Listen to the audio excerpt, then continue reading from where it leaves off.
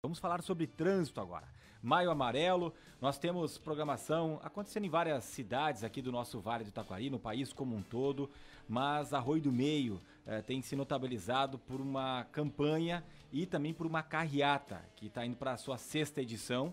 E nós vamos conversar agora com os integrantes da comissão organizadora da 6ª Carreata da Gentileza e do Movimento pela Vida, Ricardo Fleck, a Eliane Casaril e também a Lizelena Neumann, sobre essa campanha em prol da segurança no trânsito e a 6ª Carreata da Gentileza, que será realizada em Arroio do Meio no sábado, dia 20 pela manhã. Tem salchipão, tem uma programação toda especial. Bem-vindos aqui à programação da Rádio Independente. Tudo bem com vocês? Boa tarde. Boa tarde. E aí, quem começa para falar um pouco dessa campanha, para depois a gente falar, eu acho que da carreata, que é algo mais específico? Eu sou Lizelena, represento a Sulate, mas todos os nossos integrantes da comissão também. E essa campanha, Movimento pela Vida, ela surgiu já há 6 anos. E a ideia veio de uma simplicidade muito grande dos motoristas e auxiliares de carga e descarga que queriam fazer uma carreata e, na época, queriam criar uma frase que os representasse nas estradas, né? Então, na época, montamos a carreata foi para a rua, sempre com o intuito muito de uma carreata de respeito ao outro, de um cuidando do outro, né? Então, não é uma carreata, digamos, festiva, né? Ela não é de buzinaço, mas sim de cuidado para com o outro. E criaram a frase é: eu escolho voltar para casa. E de lá para cá, entraram muitos parceiros, né? Valilog, CFC, EF, Transportes EF, da La Corte, o CFC de Arroio do Meio, o SESC Senat como apoiador, o Rotary e a Prefeitura. Então, ganhamos força e isso, um grupo muito bacana de voluntários que trabalham, pensam propostas, pensam atividades e colocamos a mão para trabalhar. Exatamente. Né? Então, agora em maio vai acontecer, né, a Semana do Trânsito novamente, que a gente vai trabalhar de 15 a 20, com projetos para estudantes nos 8º anos, a comunidade e finalizando com a carreata da Gentileza. E essa frase, eu escolho voltar para casa, é por conta de desrespeito, de acidentes? Por que se chegou a esse tema? Sim, eles pediam na época ter uma frase que os representasse nas estradas. E aí o trabalho foi feito de uma forma bem didática, digamos, bem como sala de aula, em que eles começaram a escolher palavras em duplas, trios, depois começaram a formar frases, e de todas as frases eles chegaram nessa frase que realmente os representasse. E com o grande objetivo de que realmente eles querem voltar para suas casas. Pela agressividade do trânsito, pelo que eles viviam nas estradas, ainda vivem. Então, a escolha deles em se cuidar e cuidar do próximo é para voltar para casa. E essa frase permanece? Permanece. Sempre a mesma frase, desde a primeira? Isso, ela permanece, a gente só coloca junto a frase do mês. O tema do Maio Amarelo e depois o tema em setembro também. E qual o tema desse ano? No trânsito, eu escolho a vida. Esse é o tema do Maio Amarelo desse ano. E o que a gente pode falar dessas parcerias, né? O que mudou lá de 6 anos atrás? Como é que funciona hoje na prática? 6 anos atrás era, digamos, uma empresa que, enfim, motoristas e os auxiliares tiveram a ideia e colocamos na rua isso, a ideia deles na rua. Com o passar de 2 anos, sozinhos, trabalhando, a gente percebeu que com mais parceiros, com mais pessoas pensantes, nós iríamos provocar uma mudança cultural mais rápida. A ideia era atingir mais pessoas da comunidade. E, na ocasião, até a Valilog foi a primeira empresa que aderiu à ideia, à proposta, porque isso tu tem que ter o convencimento também, né, em acreditar na proposta. Né? Isso, né, Ricardo? Tem que acreditar. E depois entrou a pandemia ali, atrapalhou um pouco. E depois da pandemia parece que ganhou mais força. Aí o CFC, o de Arroio do Meio, entrou, apoio Prefeitura, Rotary, SESC, Senat. E agora faz 1 ano que entraram mais 2 transportadoras. Então, ao final, o trabalho acontece por pessoas envolvidas com o transporte que puxam à frente. E é só de Arroio do Meio? Por enquanto, só Arroio do Meio. Uhum. A ideia é estender. O convite está feito. Né? E justamente, como nós, transportadores, né, a ideia com a carreata é de mostrar para as pessoas que o trânsito ele é dividido entre veículos, pedestres, veículos pequenos, veículos grandes, caminhões no caso, né? Então essa é a ideia da carreata, né? Mas começa na segunda já com atividades com alunos das escolas municipais e particulares de Arroio do Meio. Os oitavos anos, oitavos anos, né? Que nós vamos trabalhar com eles o ponto cego, que é a ideia do ver e ser visto, né? Isso é importante, já começar com essa ideia na criança, no jovem, no adolescente, né? Para ele crescer já com a educação para o trânsito, né? Que eles, na verdade, futuramente vão ser motoristas também, grande parte deles, né? O ponto cego, aquele que quando a gente está dirigindo, a gente olha no espelho e não, aquela parte que a gente não enxerga, no retrovisor e nem com o olho ali. Exatamente, nós vamos ter um caminhão, um ônibus e um carro, né?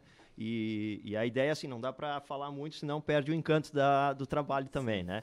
Mas a ideia é colocar pessoas onde tem os pontos cegos nos veículos, né? E colocar os alunos dentro dos veículos, e aí eles vão olhar e vão ter essa percepção, né, que o motorista tem dificuldade de enxergar o todo, que ele realmente fica com alguns pontos cegos nos veículos. Vocês vão às escolas?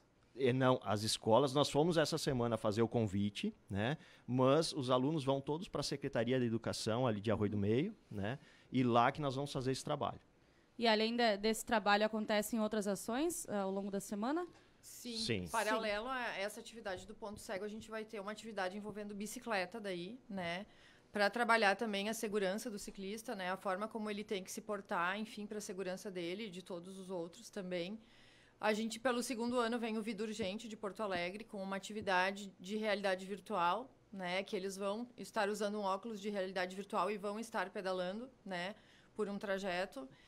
Temos a participação da Brigada Militar também esse ano, que vai também palestrar falando sobre, bem especificamente, a bicicleta, a segurança, normas, enfim, de conduta e tudo mais. Então, os dois trabalhos acontecem em paralelo, né, com os oitavos anos. Por que os oitavos anos? E é sempre os oitavos anos? Ou... Sim, oitavos anos agora em maio. Né? Na proposta de maio, a gente atende os oitavos anos e o ensino médio. Né? Depois, em setembro, a gente atende do primeiro ano ao sétimo e os nonos anos. Acabou acontecendo de forma natural, né, esse atendimento para que a gente encerre o ano atendendo os alunos do primeiro ano ao ensino médio, com alguma atividade relacionada ao cuidado no trânsito. Né? Seriam aqueles mais velhos que já entendem um pouco mais, digamos assim. Exatamente, já tem uma noção melhor, né? Isso.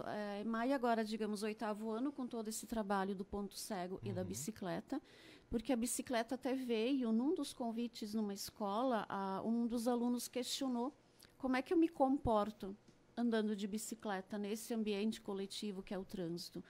Aí se percebeu que não existe uma regra, uma lei, uma aula para que ele saiba se portar com a bicicleta, né? E aí que surgiu a ideia do oitavo ano, porque dali que veio a dúvida, né? Em trabalhar a bicicleta, ponto cego, junto com essa faixa etária. Mas na quinta também a gente vai... Esse trabalho dos oitavos anos é segunda e terça, 15 e 16. Semana que vem, né? Isso.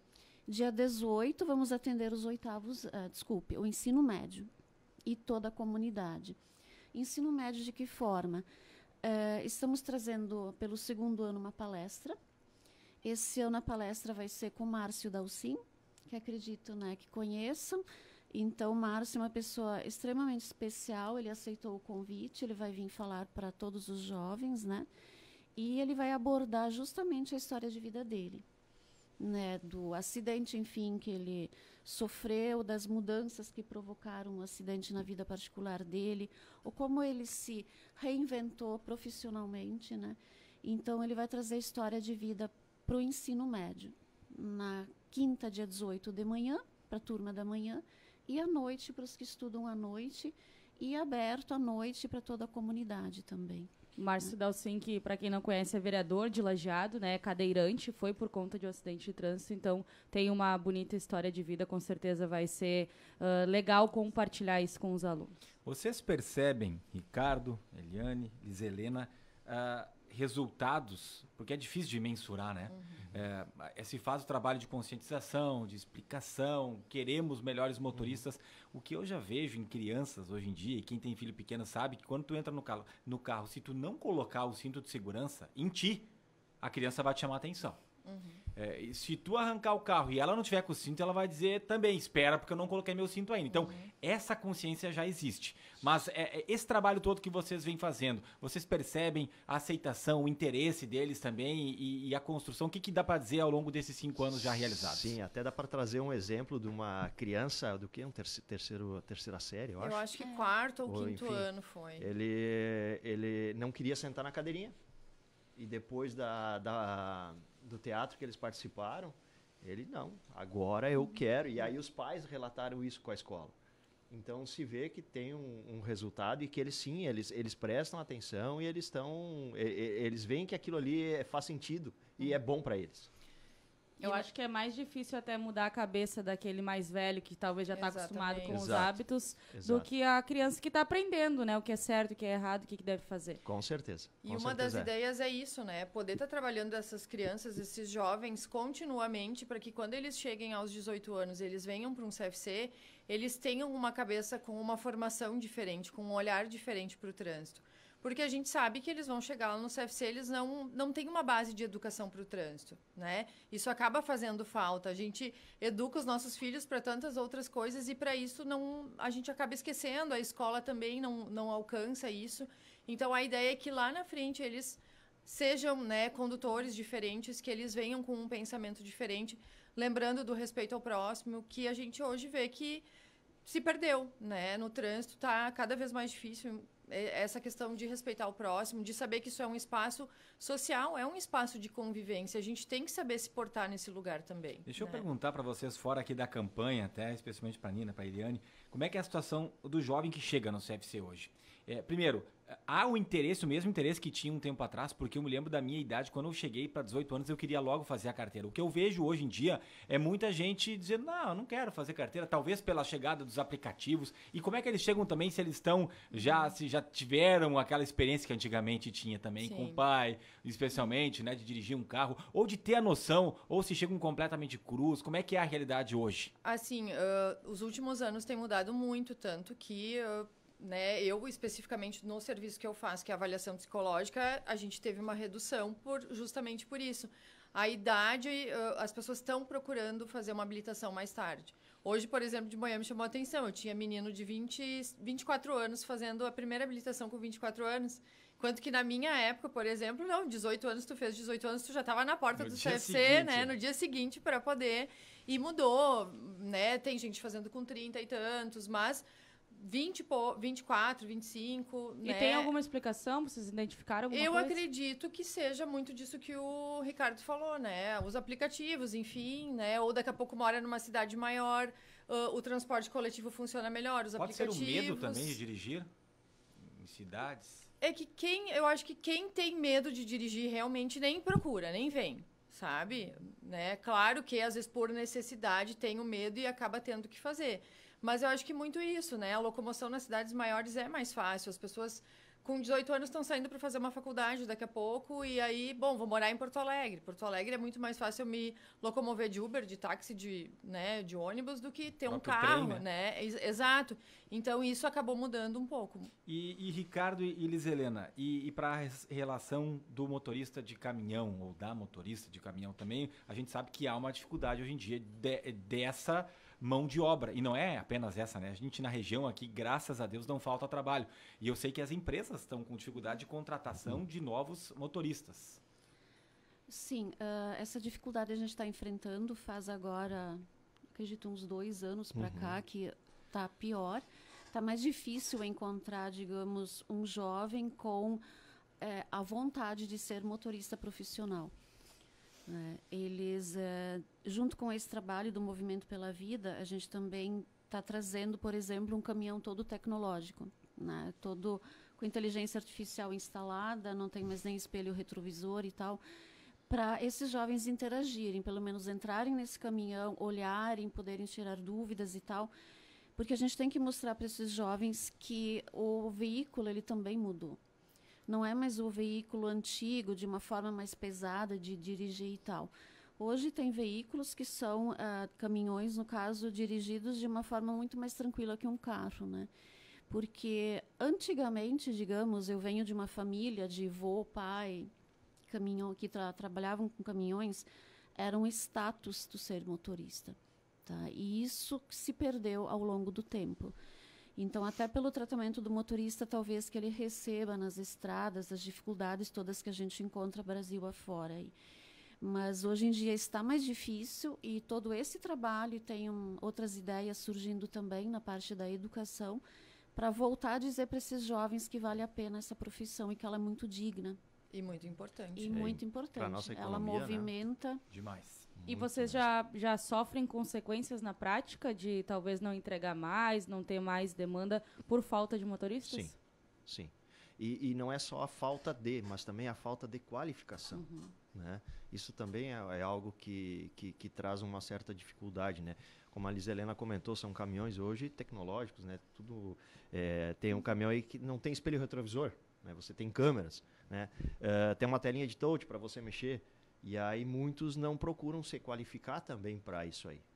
Né? Então, e aí você tem uma outra situação ainda. Um caminhão desses, todo tecnológico, tá, beleza, motorista qualificado, legal. Mas e as condições dele chegar num posto de combustível? A estrada, como que ela está? Né? A gente vê na nossa região aqui muita reclamação, né? E as empresas, muitas vezes, onde eles vão também.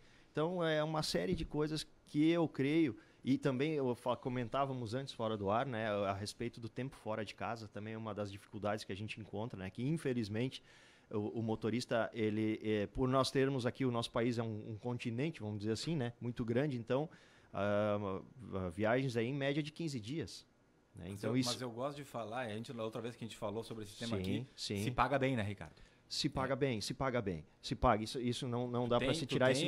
Sim, um pouco diferente de ficar mais tempo longe de casa, mas recebe um bom salário. Mas hoje, Ricardo, o pessoal tá olhando muito para a situação de família. Né? Eu venho também de uma família de caminhoneiros. Meu pai trabalhou 37 anos como motorista de caminhão. Né? E meu pai ficava muito tempo fora, mais do que hoje. Então, eu creio que o pessoal hoje quer estar mais próximo. Quer sim manter, talvez ser um motorista de caminhão, mas ao mesmo tempo ele quer estar próximo de casa. Gente, para fecharmos aqui, Ricardo, Eliane, Lizelena e a carreata, da gentileza, que é o grande movimento que a gente vê, aquele sábado de manhã com caminhão para cima, para baixo, com salchipão. Fale um pouco dessa programação que está prevista ali para o dia 20, não esse, o outro sábado, né? Isso, é no outro sábado. É realmente esse movimento todo, essa adrenalina, esse caminhão para cima e para baixo. A concentração para quem quiser participar, e aí a gente convida todos os motoristas, caminhão, carro, moto, quem quiser participar, venha participar. A concentração vai ser nos pátios da Girando do Sol e da Sulate, que são vizinhas, que é em São Caetano. A saída de lá vai ser às 8h30 da manhã. Aí a gente faz o roteiro percorrendo as ruas de Arroio do Meio, as principais ruas. Na frente da igreja teremos a participação especial. Tem como dizer as ruas ali? O Dr. João Carlos Machado, imagino? Desce, por exemplo, sai de São Caetano, desce a estrada do Morro Vermelho, aí pega Presidente Vargas, né, mas desce o Morro Vermelho, vai para a esquerda, pega Presidente Vargas, entrando na Maurício Cardoso. Depois, na altura do supermercado Arroio Meense, pega a direita e vai pela Gustavo Vinans. Vai até o nosso restaurante do Ritz, onde faz o contorno e vem pela rua principal João Carlos Machado. Alguma expectativa de veículos ou público? Não sei como é que vocês trabalham. Se depender de nós, mais de 100 tem garantidos. Então, na frente da igreja tem a participação do padre com a bênção de todos os veículos. E dali a gente vai em direção a Vale Log, né? Pela Marechal Floriano Peixoto, né? Isso. E subindo pela São José. E ali é que acontece o churrasco. Ali acontece o churrasco, em que a gente faz algo bem simples, mas é feito com muito carinho, né? E saboroso, que é o salsichão com pão. E uma bebida, que a gente está vendendo a R$10. Lembrando, muito importante, uma bebida é um refri ou água, né? Porque a gente está justamente trabalhando a segurança no trânsito, então não terá bebida alcoólica, né? A venda por R$10 a fichinha e todo o valor arrecadado vai ser destinado ao Hospital São José de Arroio do Meio. E lá teremos a participação do SEST e Senat, vai ter atividades para as crianças e também a participação do grupo independente, né, que vai estar lá. Programação. Ano passado, quantos veículos, quantos motoristas participaram? Veículos em torno de 120. 120. Esse Isso. ano é pelo menos chegar a essa marca, então. Pelo menos chegar na marca, isso aí. Que legal. A programação encerra, então, o quê? Início da tarde? Isso, depois do meio-dia, 1, 2 da tarde, encerra a programação. Tá bom, então. Valeu, gente. Muito obrigado pela Obrigada participação a de nós. vocês aqui. Obrigado. E um bom evento para todo mundo, sem ser nesse sábado, no outro, né? Lá no Isso dia aí. 20. É isso aí. Todos convidados, então. É isso aí. Obrigado, pessoal. Obrigada.